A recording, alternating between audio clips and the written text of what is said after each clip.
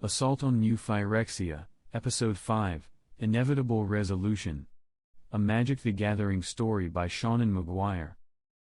The sounds of battle faded behind them as Jace, Kaito, and Kaya delved deeper and deeper into the miniaturized recreation of Elesh Norn's citadel built inside the sea core. The space was airy and infinite, filled with shafts of buttery, obscenely golden light untainted by the horrors it had filtered through. Try as she might, Kaya couldn't even guess at the light's origin. There was no sun so far below the surface of what had been Mirrodin, no obvious source of the illumination, but still the halls and rooms around them shone, the air glittering with the dissonant harmony of the unseen Phyrexian choirs. Jace didn't look good. He was moving under his own power, but the wires growing through his flesh and bone were starting to break the skin, piercing through it and weaving themselves together in delicate loops, waving like cilia, even as they formed a shell around his arm. He had shifted the bag containing the silex to the other side of his body, resting it against his hip as they hurried.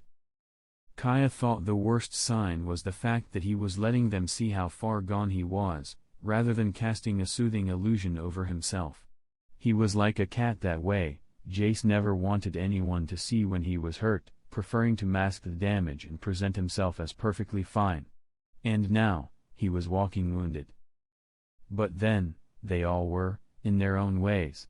Kaito walked with quick, efficient steps, his attention split between their surroundings and the hex-gold gilded drone on his shoulder, which made cooing noises and rubbed against his cheek, clearly trying to soothe the anxious planeswalker.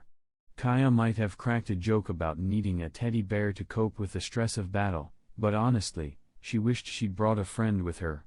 Even a small one who couldn't speak. Of course, she had brought friends with her. She'd come with Tyver, Vraska, and the others.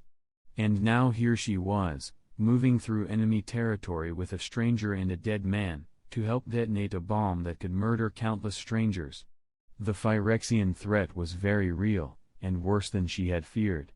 Even still, there were people like Malira, who held hope in their hearts and blades in their hands, who were unwilling to surrender the fight. The deaths had been unfathomable. The cost to the people of Mirrodin had already been more than could ever have been fairly repaid. They deserved so much better.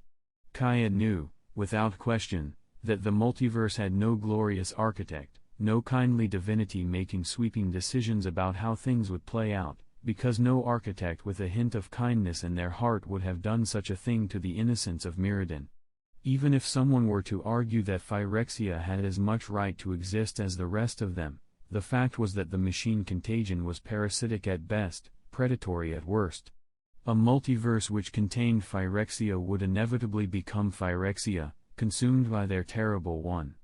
Only one version of reality could survive this conflict. She knew which one she wanted it to be. The sounds of battle faded behind them. Kaya was direly afraid the three of them were all that remained. Realmbreaker, out of respect for Tyver, she couldn't even think of it as a world tree, was completed. Their friends were dead. There hadn't been any time to mourn, and the time they had left was so short that she wasn't sure there ever would be. If she died here, would she be mourned? Would any of them? "I hate this place," said Kaito, voice low as he shattered the harmonic semi-silence. Kaya glanced at him, almost surprised. Jace didn't. He kept looking straight ahead, clearly forcing himself to keep going through what must have been unspeakable agonies. "It's not right," said Kaito, looking directly at Kaya. "I'm not particularly sensitive to spirits, but Boseiju, the great tree in Kamigawa, exists in harmony with everything around it. It's filled with kami, with spirits. Everything in Kamigawa is. This place, the spirits must have been consumed along with everything else, or they would be screaming without end. I don't think you'd have to be sensitive to pick up on that." "No," Kaya admitted. The spirits Kaito talked about didn't sound like the sort of spirits she was used to dealing with, who were born from death, not naturally born immortals. With as much death as this plane had seen, she would have expected the air to be so thick with ghosts that it became hard to breathe, but there was nothing. She couldn't call any aspect of Phyrexia sterile, Not when even the dust was designed to infect and consume the unwary. And yet sterile was the only word that came to mind when trying to describe the spirits of this place. Phyrexia didn't release its victims, not even in death. The halls around them were empty, which felt less like a stroke of luck and more like one more inescapable piece of the massive trap that this entire mission had become. Kaya took a breath. Jace hadn't turned yet. They still had the Silex. All was not yet lost. They moved in helpless hope, a helplessness that had only grown stronger since leaving Elspeth behind. Something about the other planeswalker made it easy to believe the impossible might be possible after all. That was gone now, along with Elspeth herself, and even if they won the day after this, they would still have paid far too dearly for their victory. Nothing was going to wipe clean the damage that had been done by Phyrexia. Nothing.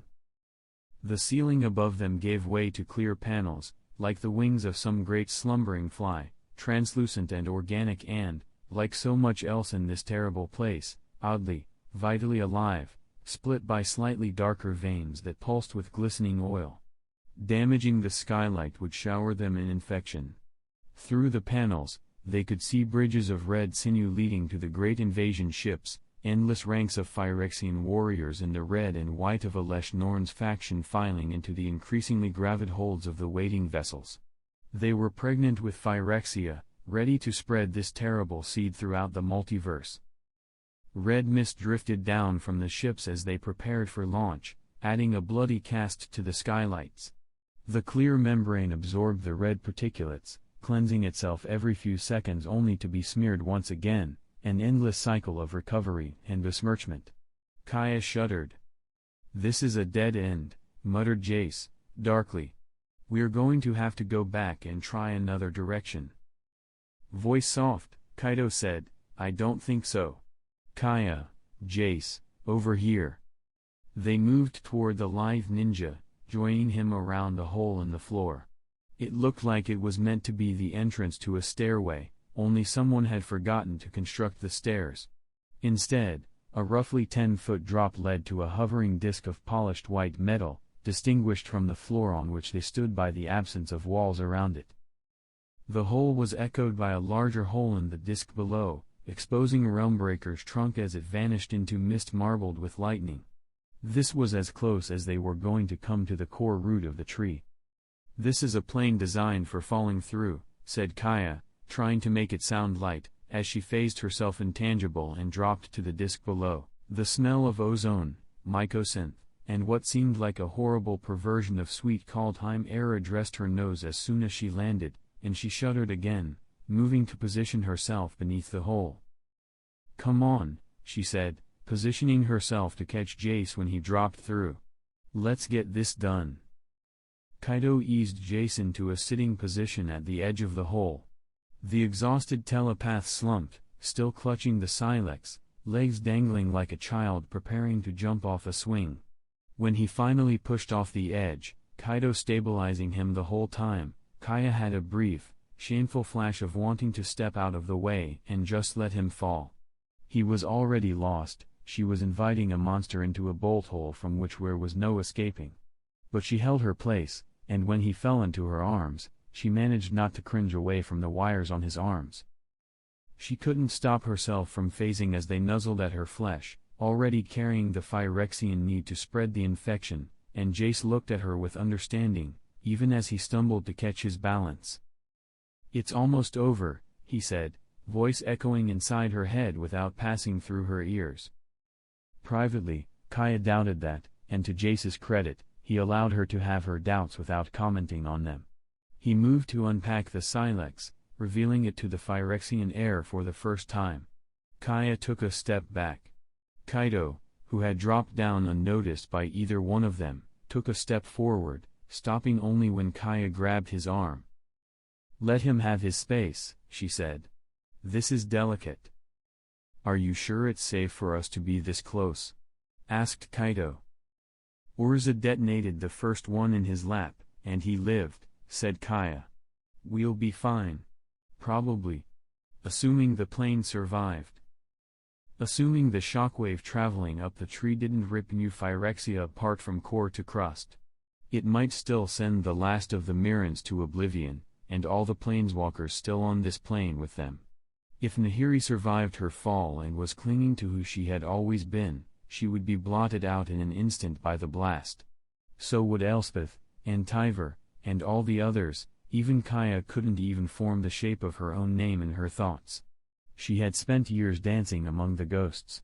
If she died here, she wouldn't be leaving a ghost of her own behind. Wait, she said, as Jace moved to settle cross-legged next to the Silex, placing his hands on the rim. The wires spidering from his arm recoiled from the metal, almost as if they recognized it for the looming disaster it was. Jace glanced up at her, eyebrows raised in mild surprise. "Are you sure we should do this?" Kaya asked. "The invasion tree has connected. Wipe it all clean, that's what the Silex says, right? The carvings? When you set it off, the blast will travel along the branches. It could damage or even destroy every plane it's currently in contact with. And we have no way of knowing which planes they are. Vryn, Talvada, Ixalan, even Ravnica, they could all be casualties." "If Phyrexia has reached them, they already are," said Jace. "Hold on," said Kaito. "I came here to save Kamigawa, not to destroy it." "The Silex obliterates everything it touches," said Kaya. "Even time was fractured when Urza used the original. There was a chance Mirrodin would survive before the tree was completed, and the explosion would have been contained to this plane. Now, if it can travel through those omen paths that Tyver saw forming in the branches, Jace, we could destroy everything. We could blow up the blind eternities. You have to wait." "Vraska is dead, and I am dying," said Jace calmly. "My body may continue and turn the powers it contains against any of you who still live, and I would kill me before that can happen, if I were you. You have no idea how much time and energy I spend not destroying the minds around me just because I can, or how hard I've worked to find a way to move in a multiverse of such simplicity without doing endless damage. I will be an incredible weapon for Phyrexian dominance." His eyes flashed with an inhuman blue glow, brighter than his norm, and he grimaced, visibly composing himself. "They're starting to speak through me, Kaya, we're out of time. Every moment we wait, every second we spend dithering over your sudden need to be the hero, not just the savior, means another plane is potentially lost. We're destroying nothing. We're preventing greater deaths. Blame Phyrexia, not us." He sighed heavily, looking suddenly exhausted. "And there is no other way. Better to fulfill the promise of the Silex and scorch the branches, sweep it all away, than to lose the entire multiverse. Bring the ending. Topple the empires to bring a fresh start. Renew it all." He began to lift the Silex into his lap. Kaya moved instantly, lunging forward and grabbing his wrist before he could complete the motion. He pulled his hand out of her grasp and away from the Silex, eyes narrowing. She pulled a dagger from her belt. Jace's eyes began to glow. Neither of them said a word. Kaito looked between them, briefly confused, before pulling his sword and falling into position beside Kaya. "I'm sorry, Jace, but I can't let you risk Kamigawa," he said. "Very well then," said Jace, and slowly, laboriously, rose. On the bridge over the void, Ajani's axe clashed against the blade of Elspeth's sword, pushing the smaller planeswalker back even as she dug her heels into the sinewy surface and tried to stand her ground.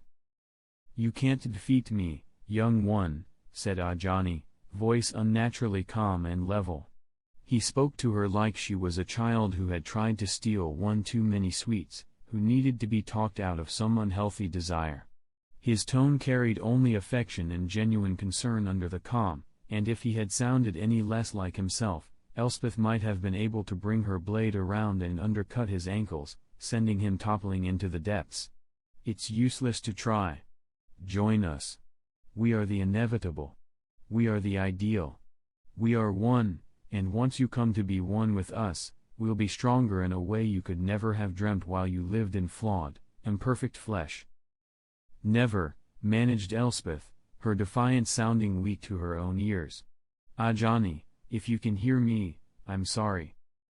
You have nothing to apologize for, said Ajani, pushing harder against her sword, trying to move into her space. He had yet to swing at her, allowing all the attacks to come from her, but now she couldn't disengage without opening herself too widely. Even defense could be a trap. So stop fighting us. Phyrexia is no one's enemy, said Ajani. We only want to bring you the peace and perfection of becoming one. We only wanted to bring you home. Then you're everyone's enemy, said Elspeth. So be it, said Ajani.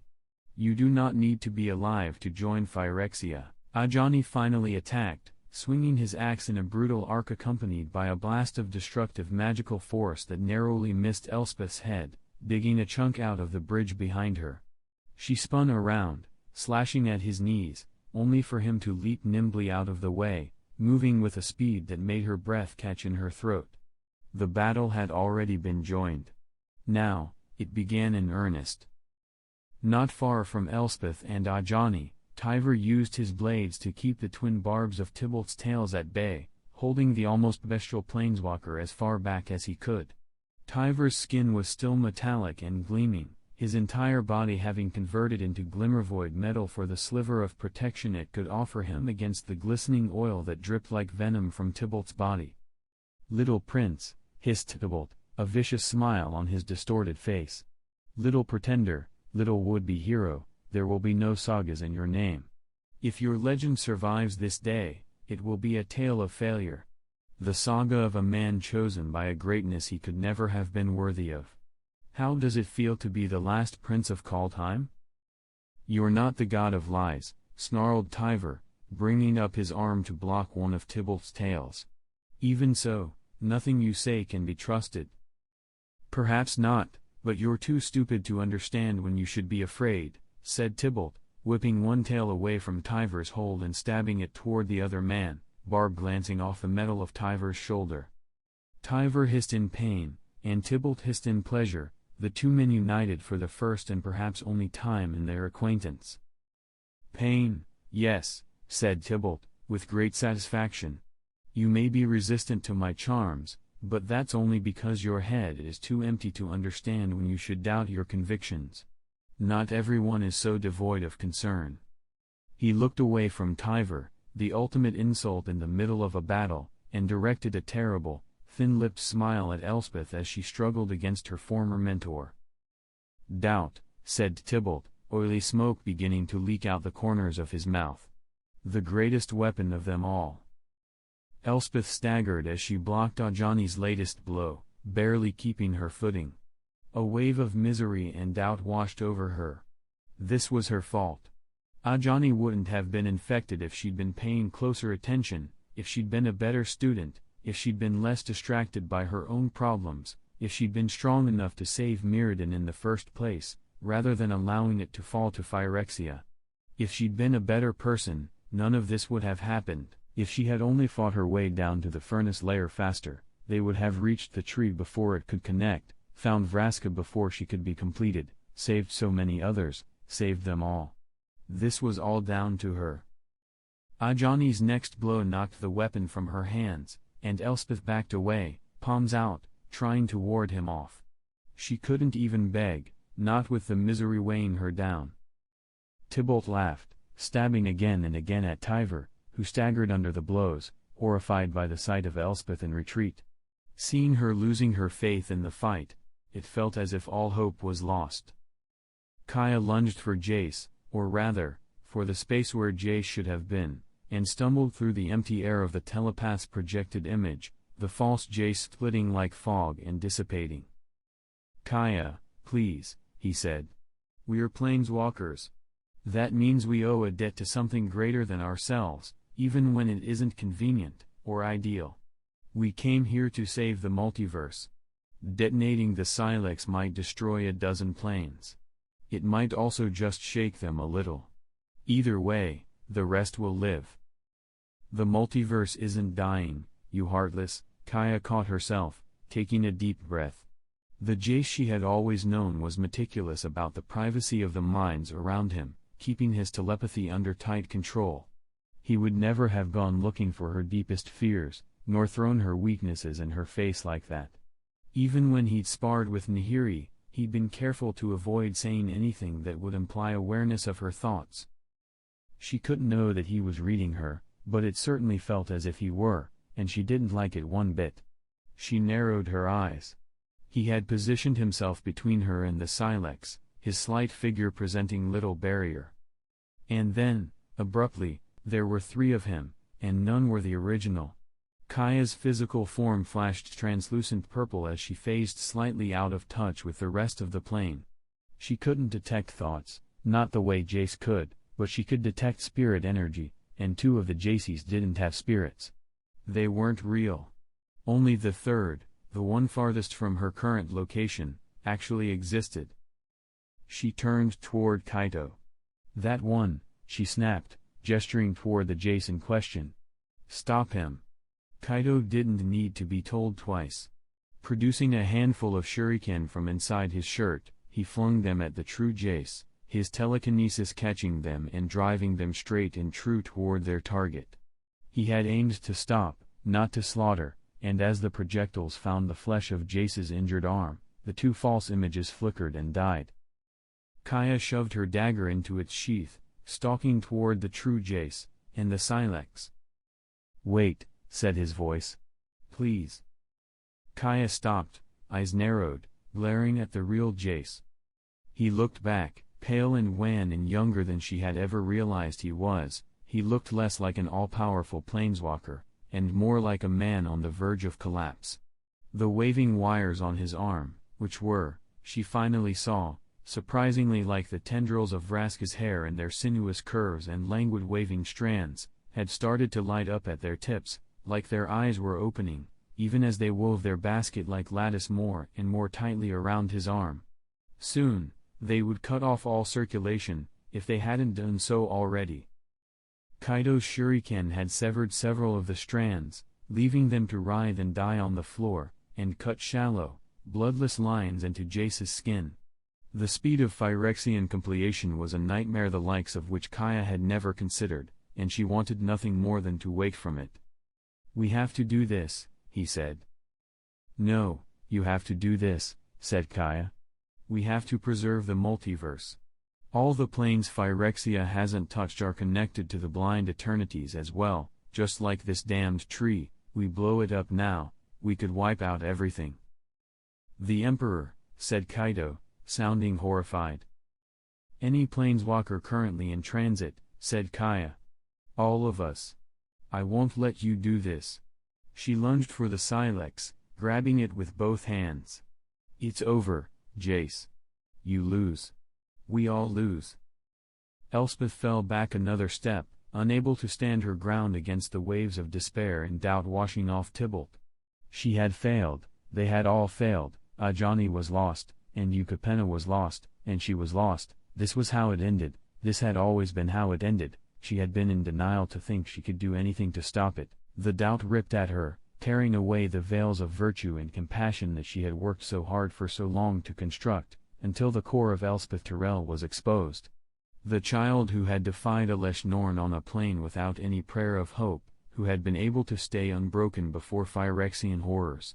Ajani, seeing his opening, swung his axe at the exposed back of her neck.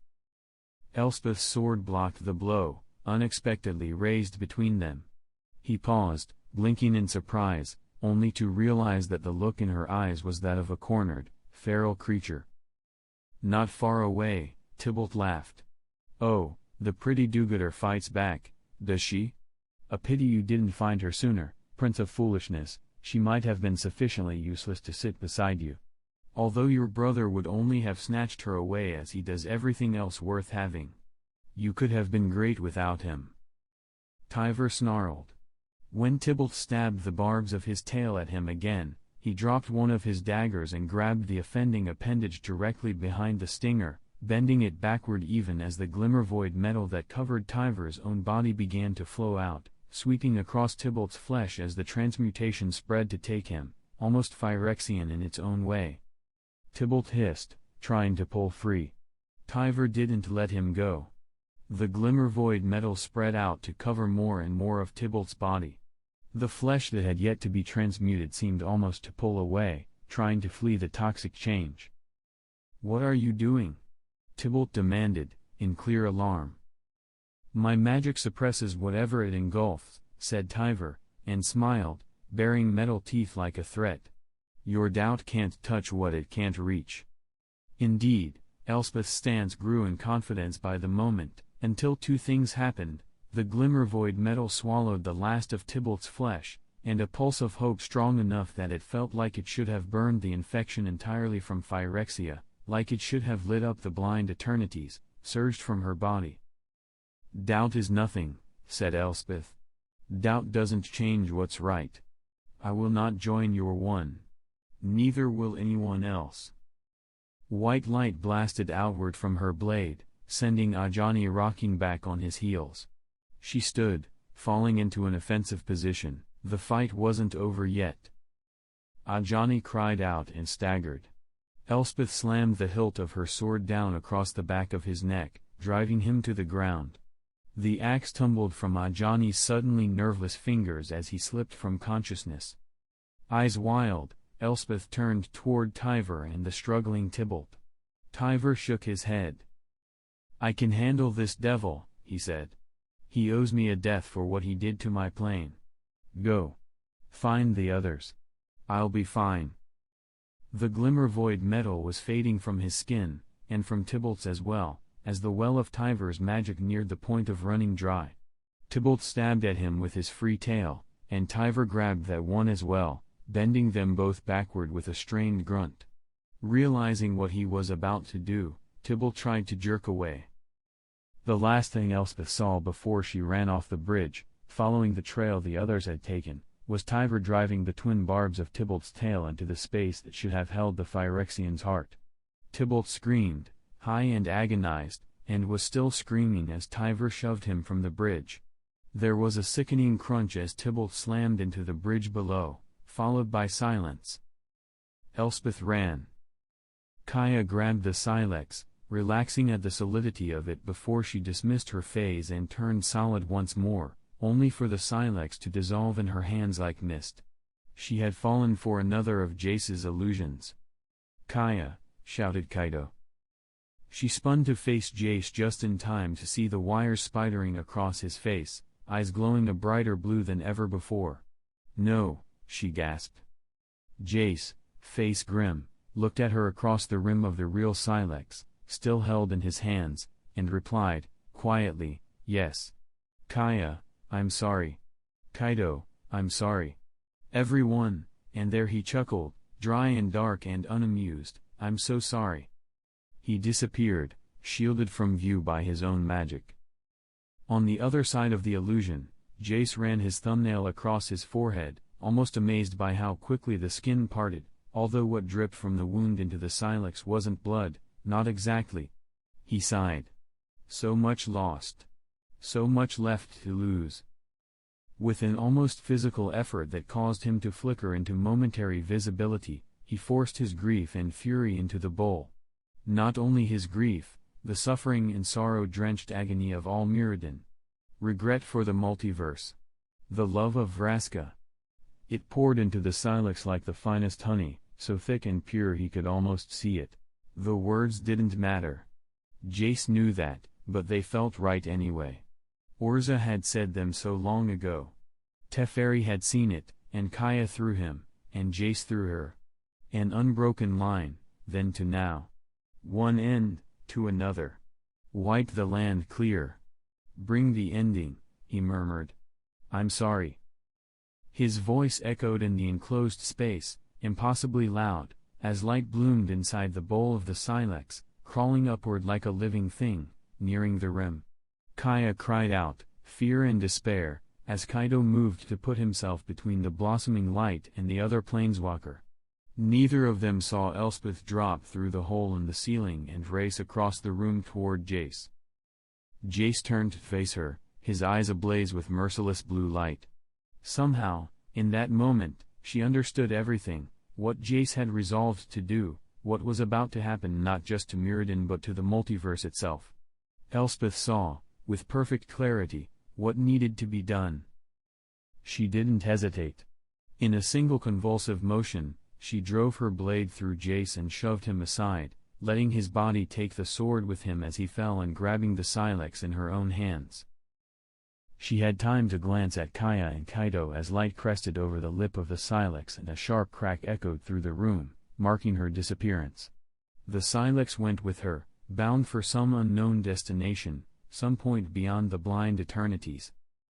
Tyver, bloodied and once more flesh, dropped through the hole to join Kaya, Kaido, and Jace's fallen form, moving to Kaya's side. She turned to him, eyes wild. Whatever Tyver was going to say was washed away as a series of massive booms consumed all sound, a wave of pressure washing down the trunk Realmbreaker as it pulsed with light. Each pulse lit the air with an oil-slick array of impossible colors, yanking the world around them through a cycle of nights and days as quickly as a heartbeat. The tree had been fully activated and was transmitting across the multiverse. The shock knocked all three of them to the floor, and in the rapidly pulsing light, none of them saw the moment when the wall irised open like an eye, allowing the smell of ether to fill the previously sealed room. Tyver staggered to his feet, pulling Kaya with him. Kaido had already recovered his balance on his own, and was staring upward, rapt and horrified. The others looked up and saw the branches of Realmbreaker winking out in flashes of impossible light, connected to the tree but gone at the same time. Tyver made a small sound of dismay. "They walk the Omen Paths," he said. "They carry disaster in their wake." Each branch, with its heavy burden of Phyrexian invaders, had reached for another plane, and would shed their terrible fruit there, to complete new, fertile soil. "The Silex is gone," Kaya moaned. "Elspeth is gone, Jace is gone, the multiverse is doomed, we failed, Tyver, we failed." "I saw hope this day," said Tyver. "We haven't failed." Guys?" said Kaido. He gripped his sword with both hands and stepped up to stand with Tyver, the two of them presenting a wall of resistance between Kaya and the opening on the wall. The faint sound of footsteps came from the other side. "I think we're about to have company." The trio shrank back from the new doorway, until Kaya's shoulders were almost touching the pulsing, gleaming trunk of Realmbreaker. All three readied their weapons, Tyver's flesh transmuting once more to glimmer void metal as he stood side by side with the wiry ninja. They exchanged one final glance, expressions equally grim. Nothing approaching in Phyrexia could be a friend, not in this moment, not in this space. Footsteps echoed into the room, unbearably loud, bouncing off the walls and ceiling. A figure, almost skeletally thin, made of flensed red tissue and gleaming porcelain white metal, stepped into the room. Elesh Norn turned her eyeless face toward the remaining planeswalkers and smiled, even as a squadron of Phyrexian warriors slipped in after her. Kaido gasped sharply at the sight of Tamio moving among them, all her softness sharpened to bladed points, her eyes traced by black trails of glistening oil. "Welcome, weary travelers, to Phyrexia," said Elesh Norn. She turned her smile to Jace's corpse, which shuddered and stood, Elspeth's sword slipping from his body as he moved to join his new master. Kaido grabbed the blade as soon as it was unprotected, settling it into his free hand. Elesh Norn laughed. "So worried," she said. "We offer you no threat. We offer only harmony and peace. We are one. All will be one. Why resist? Your friends are already here." She turned her smile toward the ranks of her subordinates. They parted, and a new shape moved through them, into the light. Nahiri had clearly not survived her fall. The spikes that had been breaking through the skin of her back and shoulders were more pronounced now, turning her outline into a grotesque parody of her own floating cloud of blades. Her hands were gone, arms replaced from the elbow down with metal blades. Cracks ran through the metallic skin of her body, showing molten metal beneath, and her eyes glowed with the same terrible, burning heat. Kaido hissed between his teeth, seeing the very opponent he had feared appear before him. "You've looked better," he said. Nahiri didn't react. Another figure followed her on a forest of whip-thin cabling, using the root link formations of her lower body like tentacles as she settled by the other Phyrexian's side. Extra appendages sprouted from the woody protrusions covering her flesh. Her face, like Tamio's, was marked with glistening oil. Kaya stared. The Nissa she knew was gone. Nothing of the soft-spoken animist remained. Tyver bared his teeth, adjusting his grip on his daggers. To see another elf so maimed and misused was painful, despite the shortness of their acquaintance. This was more than horror. This was an offense. Nahiri fought us, but she found peace, and a better way in the one, said Elesh Norn. She and Nissa came from the same place, but they were never friends. Now they are sisters, united, finally on the same side in every way. They are one. You, too, can be one. Only yield, and it will be over quickly. No, said Tyver. I'm good, said Kaito. Go to hell, said Kaya. Such hostility, said Elesh Norn. It seems we have no way to an accord, then. If you would be our enemies, then very well. Enemies it is. With that, Elesh Norn raised her hand, clicking her perfect claws together, and the invasion began.